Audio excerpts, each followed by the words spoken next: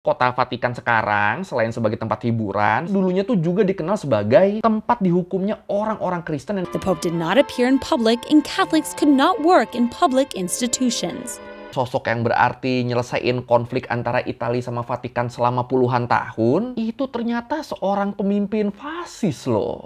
Udah lama kayaknya kita nggak bahas negara-negara unik di dunia ya. Dan kebanyakan yang kita bahas kalau yang unik-unik gitu tuh kan negara-negara Afrika ya biasanya ya. Nah makanya kali ini gue mau bahas negara terkecil di Eropa yang sekaligus jadi kota sucinya umat Katolik. Iya, gue mau bahas Vatikan. Soalnya cukup banyak juga nih yang nanya ke gue, Bang, kenapa ya Vatikan berdiri jadi negara sendiri? Kenapa nggak gabung sama Italia aja? Dan tentu saja penasarannya Anda kan celah konten saya.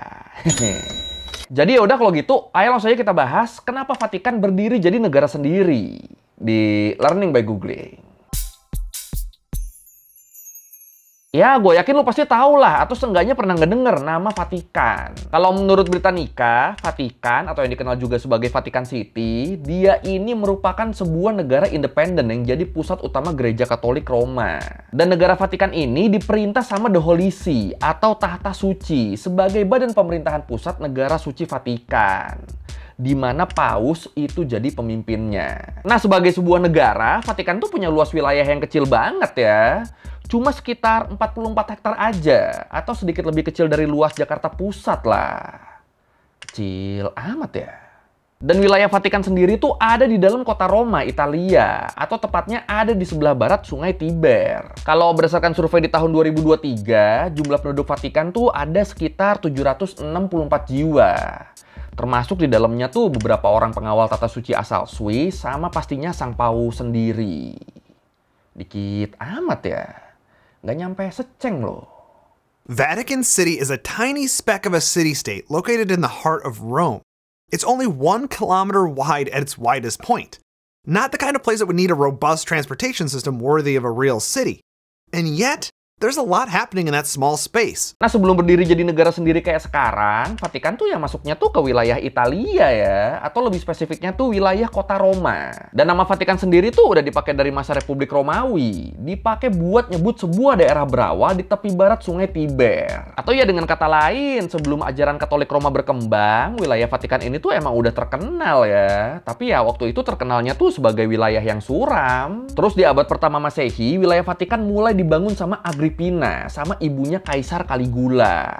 Ya ini mungkin kalau lu belum tahu nih, Kaisar Caligula tuh adalah salah satu kaisar paling gila dalam sejarah Romawi kuno. Yang buat kisah detailnya bisa lu tonton di video gue yang ini. Marketing. Iya, jadi sama Agrippina, wilayah Vatikan tuh dibikin jadi taman. Terus dikembangin lagi jadi wilayah sirkus waktu Caligula naik tahta. Tapi walaupun dimulainya di era Kaisar Caligula, pengembangan wilayah Vatikan jadi sirkus tuh baru kelarnya tuh di era Kaisar Nero. Makanya nama wilayah ini dikenal juga sebagai Sirkus Nero. Oh ya, ini kalau lu ngebayangin wilayah sirkus tuh kayak banyak tenda-tenda warna-warni gitu, terus banyak badut segala macam kayak sirkus zaman sekarang, ini beda ya, nggak kayak gitu ya. Iya emang, sirkus modern zaman sekarang tuh namanya tuh diambil dari nama sirkus di zaman Romawi kuno. Tapi ya tetap ada bedanya nih. Kalau sirkus Romawi kuno tuh lebih kayak apa ya? Ya kayak stadion olahraga gitu lah. Jadi kalau tujuannya sih sama ya, sebagai tempat hiburan gitu ya. Tapi hiburan yang dipertontonkan tuh beda. Kalau sirkus yang zaman dulu, yang zaman Romawi kuno, hiburan yang paling banyak dipertontonkan tuh balapan kereta kuda. Makanya tempat-tempat sirkus zaman dulu tuh bentuknya tuh selalu kayak gini. Nah dulu Vatikan bisa dibilang itu tuh pusatnya sirkus. Makanya kalau kita lihat di Saint Peter Square, salah satu landmarknya Vatikan, di situ tuh ada satu obelis yang menjulang tinggi. Nah obelis ini adalah satu-satunya sisa dari sirkus Nero yang masih ada sampai sekarang. Tua banget dong, berarti dong umurnya dong. Gila.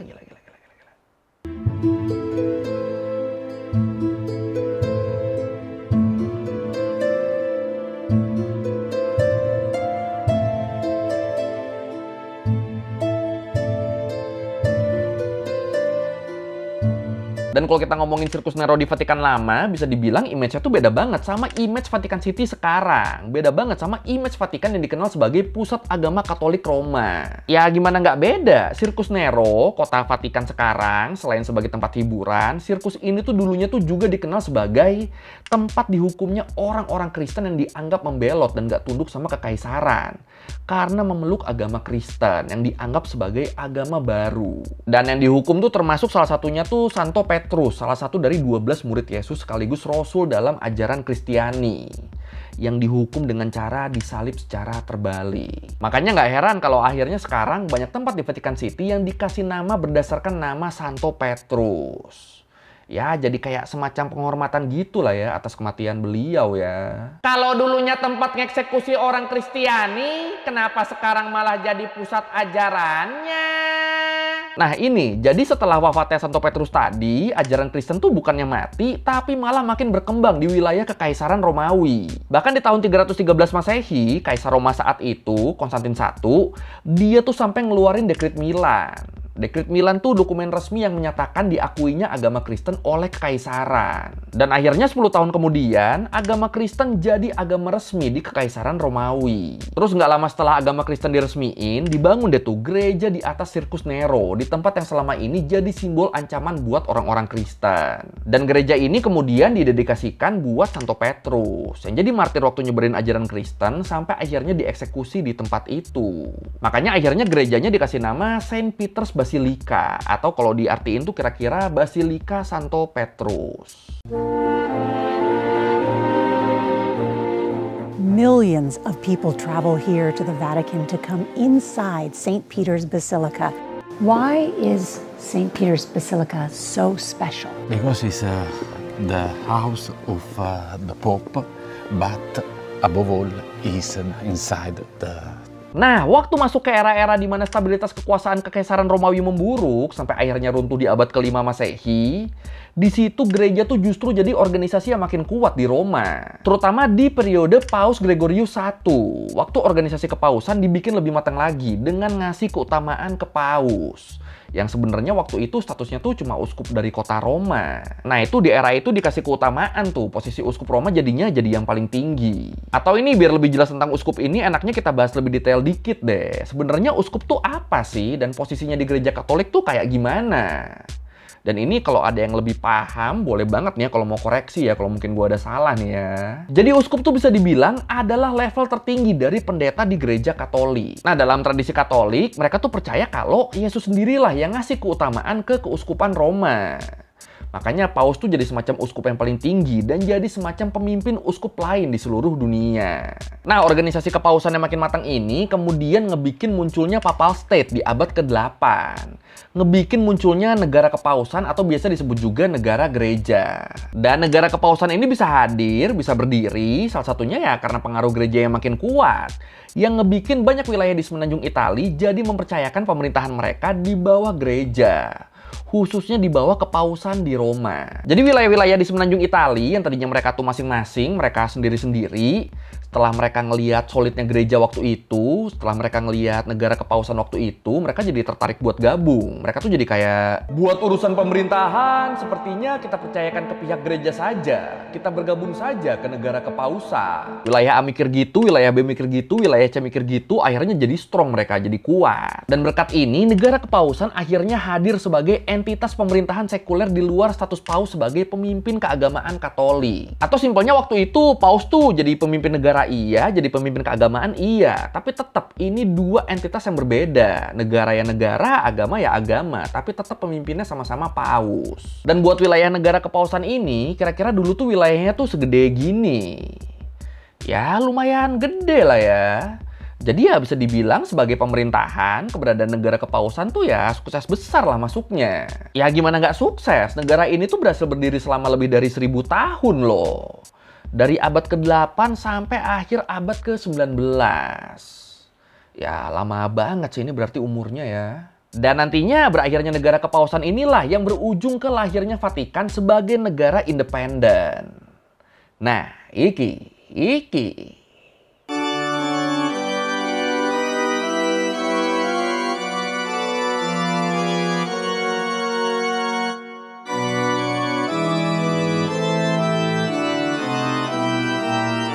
Oke, sekarang kita masuk ke proses berdirinya negara Vatikan. Jadi di awal abad ke-19, narasi soal nasionalisme Italia itu jadi makin populer kan. Dan kelompok nasionalis ini yakin kalau bangsa Italia itu merupakan bangsa tunggal yang harus bersatu dalam satu negara. Nah, dari situ wilayah-wilayah yang sebelumnya berdiri sebagai kerajaan-kerajaan yang terpisah, yang belum masuk ke negara kepausan, mereka pelan-pelan mulai bersatu nih. Sampai akhirnya singkat cerita di tahun 1861, kerajaan Italia yang berasal dari wilayah-wilayah yang bersatu ini, mereka resmi berdiri lewat deklarasi di sidang parlemen pertama Italia di kota Turin. Dan di sidang itu parlemen Italia juga mendeklarasikan kota Roma sebagai ibu kota kerajaan baru mereka.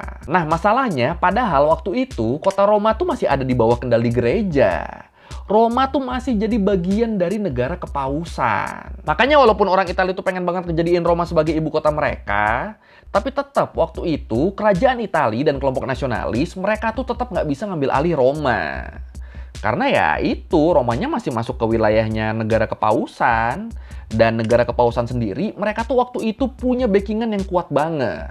Backingan yang namanya Prancis. Ya, jadi di masa-masa itu kerajaan Prancis tuh aktif banget ngirim garnisonnya, ngirim pasukannya ke negara kepausan buat ngelindungin negara kepausan dari serangan pasukan nasionalis Italia. Dan ini Prancis sampai segininya, soalnya pemimpin Prancis waktu itu, Napoleon III, dia tuh emang pengen akrab sama sosok Paus Pius III yang merupakan sosok terpenting umat Katolik waktu itu. Kenapa pengen akrab? Soalnya dia butuh sosok Paus Pius III buat mendulang dukungan politis dan diplomatis, baik di dalam negeri maupun di luar negeri, terutama dukungan dari kelompok Katolik di Prancis. Makanya butuh kelihatan dekat nih doi nih sama petinggi-petinggi Katolik nih. Dan bener, pelan-pelan makin akrab nih Prancis nih sama negara kepausan nih.